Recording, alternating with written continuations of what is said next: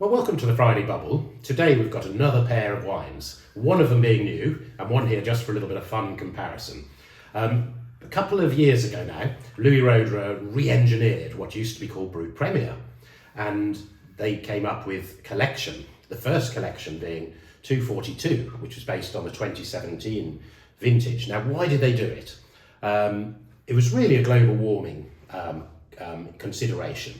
So it was getting much warmer in Champagne, and so Jean-Baptiste has been working very hard on this programme for over 10 years now, and he put together this perpetual reserve as one core element of the wine, which was basically his freshest, chalkiest, most mineral wines. Essi was lucky enough to taste it with me about 2 years ago. What was your impression of the perpetual reserve, Essi? Yeah, it's fascinating, really. I guess what is the key to that wine? I mean, it is there are three really big vessels of this perpetual reserve at Louis Roederer. So of course the size of the vessels really keeps the wine super fresh, and they don't open them during the year at all. Right. So the idea is just it is Jean-Baptiste's fight for freshness. So this is a big element. I guess it's the DNA of Roederer or the collection at the same time, but then also it brings that element of freshness to the wine, which then gets complemented by usually around 10% of wines, you know, from individual vintages and individual grape varieties from the Roederer cellar.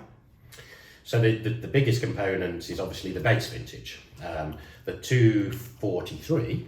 Why does it have that name? And that's as simple as it's the 240 third harvest that Roederer has completed.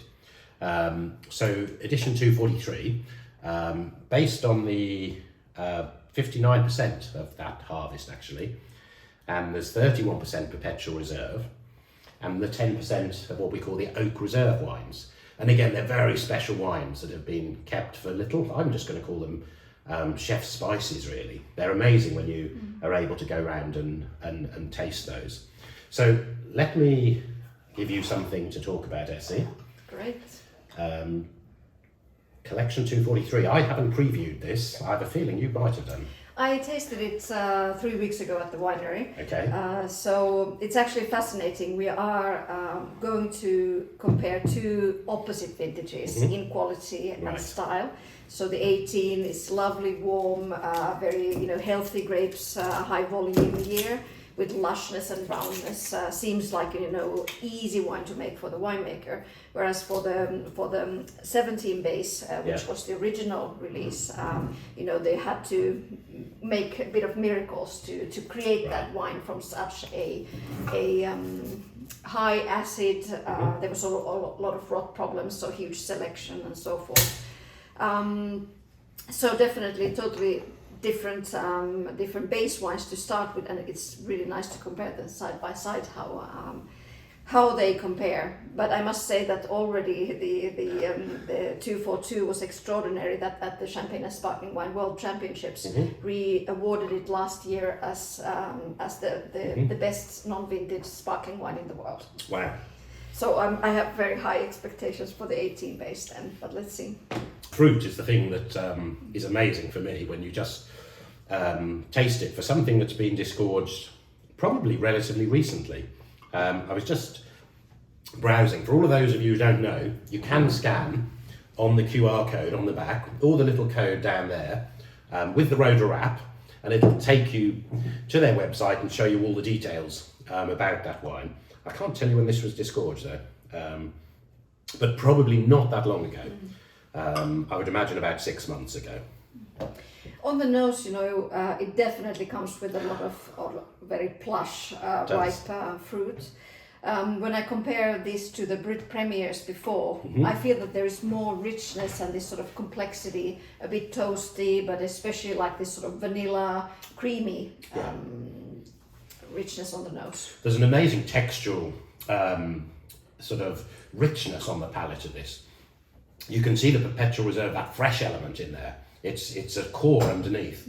I love the texture of this, and I guess a good chunk of that is probably the 2018 fruit, the rich, ripe year. Yeah, very crisp on the palate again. I feel I'm getting more of a chalky sensation on the texture than what I was expecting. Really attractive. And if I remember right, when we tasted the Perpetual Reserve, it was incredibly chalky, wasn't it? Yes. And 31% of this is from the Perpetual Reserve, so that would... Yeah, very full and very rich, but incredibly fresh at the same time. Really vibrant. Wow, well I'm loving that, so I seem to have found a new favourite.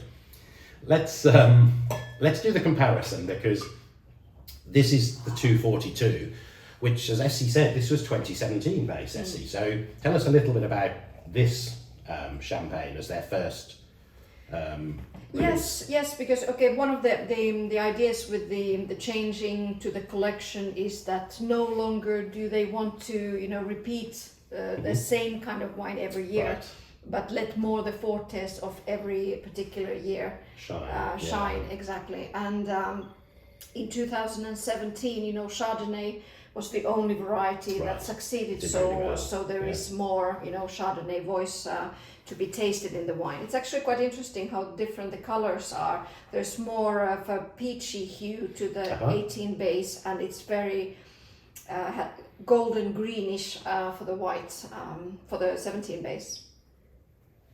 Well, here we can taste definitely sense more post-disgorgement evolution, so beautiful toastiness coming up, lovely sweet toast. A lot of the reserve wine speaking here clearly. Very sweet, sweetly fruity on the palate as well. I get this feeling of more, there's a lot of dynamism on the palate. It's sort of very agile, despite all that richness it comes with. I feel more the sort of acid structure of Chardonnay here. Is it me, or the 2017 seems to have more freshness from the acidity, which wasn't what I was expecting. Now, is that because the 18 is so abundant in fruit, or? Yeah, I would imagine that's the case. You can feel there's a lot of acidity here on the 18 as well, but I feel that there's more this linearity, this drive on the 17 base. It's tough to say, actually. They're quite different. It's tough to say which one one prefers. Well, I must love the 242 now for the post disgorgement expression. It's totally beautifully drinking now. The freshness of this is amazing, actually, of the 242. It's kept that lovely balance since it's been released. Now with a bit of post-disgorgement time, it seems really well balanced. To me, the most important thing is that there is that, the point taken of the collection, that they are very different, and they are, it's exciting to compare them side by side. Now, dare I push you for a favourite of the day? Well, today I must say I'm very positively again surprised by the 17. Of course, I love the post-disgorgement evolution on it, so therefore my vote goes to it. How about you? Well, I'm going for the 18 today because I had to pour myself a repour because I've been enjoying it so much. So, 17 versus 18. Yes. Happy Friday, everybody. Happy Friday. Cheers.